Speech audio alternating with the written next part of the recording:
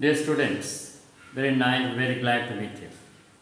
Here we have to go through a lesson named A Legend in the Northland.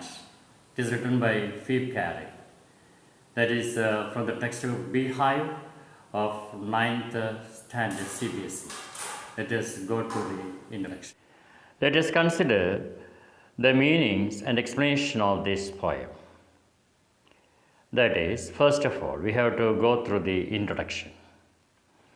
A Legend of the Northland. It is a ballad, you know. A ballad is a poem narrating a story in short stanzas. Ballad is such kind of poem which tells a story in short stanzas, and in the poem all the stanzas comprise 4 lines.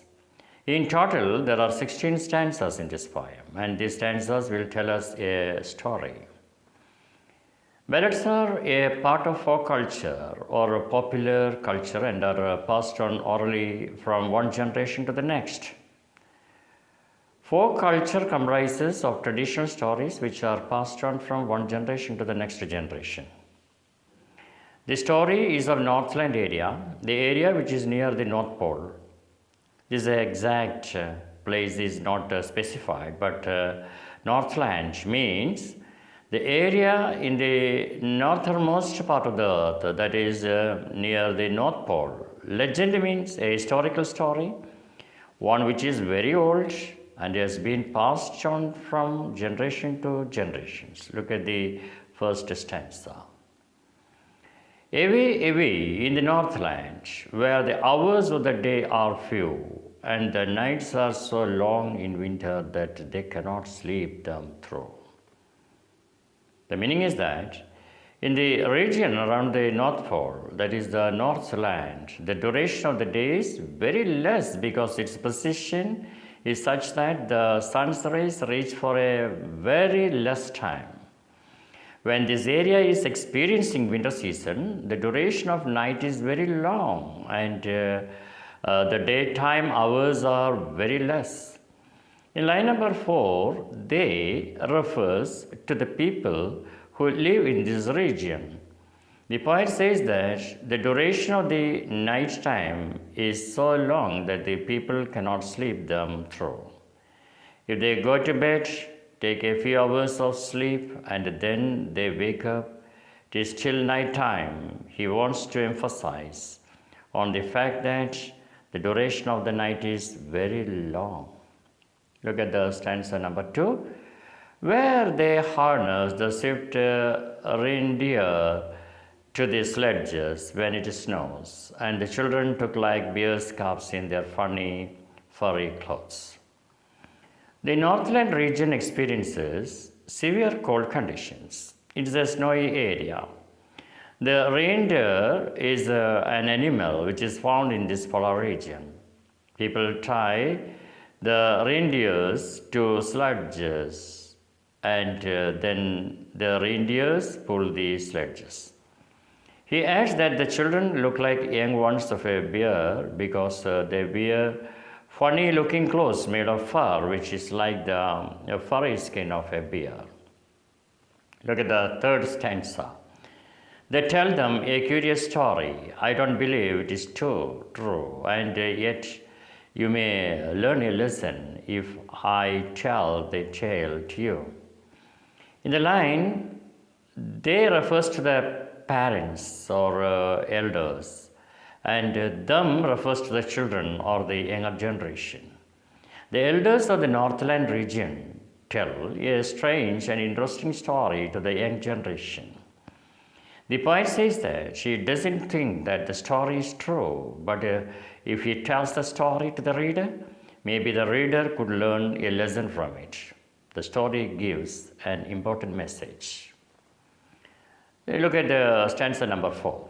Once, when the good Saint Peter lived in the world below and walked about it, preaching just as he did, you know. Saint Peter is an apostle of Christ, Jesus Christ, a disciple of or a follower of Jesus Christ. Preaching means to give a religious talk. The story is about Saint Peter, when Saint Peter used to live in the world and went around giving religious lectures to the people, just like all saints do. Then all incident happened. Then look at the incident here, that is in stanza number 5. He came to the door of a cottage in traveling around the earth, where a little woman was making cakes and baking them on the hearth.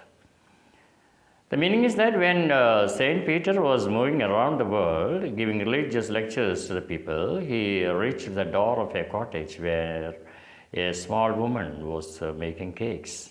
She was baking the cakes in the fireplace. Then stanza number 6. And being faint with fasting, for the day was almost done, he asked her from her store of cakes to give him a single one. As Saint Peter had not eaten anything the entire day, he was very hungry and was feeling weak. So he went to this woman who was baking cakes, and he asked for one cake out of the many cakes that she had baked. Then stanza number 7. So she made very little cake, but as it baking lay, she looked at it and thought it seemed too large to give away. The meaning is that the woman was selfish. She did not give cake from her store. Instead, she started making a very small cake for Saint Peter. She said she did not want to share her things. But when she put the cake for baking, she looked at it and thought that this cake was too big to be given to someone. Then look at the stanza number 8. Therefore, she needed another and still a small one. But it looked, when she turned it over, as large as the first had done. Needed means to make a duff from flour. The little miser woman thought that the cake was too big to be given away. So she started making another, a smaller cake. When she looked at that cake, she again felt that it was as big as the previous one. Again, she was not ready to give this smaller cake to Saint Peter. Then look at stanza number 9. Then she took a tiny scrap of duff and rolled it flat and baked it thin as a wafer, but she couldn't part with that. Scrap means small amount. Here, the meaning is that the third time she took a very small amount of duff and rolled it. The poet says that she rolled and rolled to lay emphasis on the fact that she rolled the duff and made it very thin like a wafer and baked it. But she was so greedy that she couldn't give that thin piece of bread to the saint. In the stanza number 10, for she said, my cakes that seem too small, when I eat of them myself, are yet too large to give away, so she put them on the shelf. The woman reasoned that when she ate the cakes, she felt that they were very small, but if she had to give them to someone, she felt that they were too big to be given away. She put all the cakes on the shelf of her kitchen, and she did not give any cake to Saint Peter. In the 11th stanza, it is stated that, then good Saint Peter grew angry, for he was hungry and faint, and surely such a woman was enough to provoke a saint. Provoke means cause to get angry. Saint Peter became angry. He was very hungry. He was feeling very weak, and the selfish woman was not ready to give him even a small cake. This behavior of the greedy woman angered the saint. In the 12th stanza, the line is like this, and he said, you are far too selfish to dwell in a human form, to have both food and shelter, and fire to keep you warm. Dwell means to live.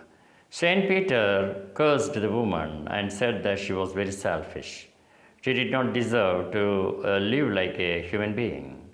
He added that God had given her food, shelter, fire to keep warm, but she had become selfish for all the resources she had. She did not want to share them with anybody.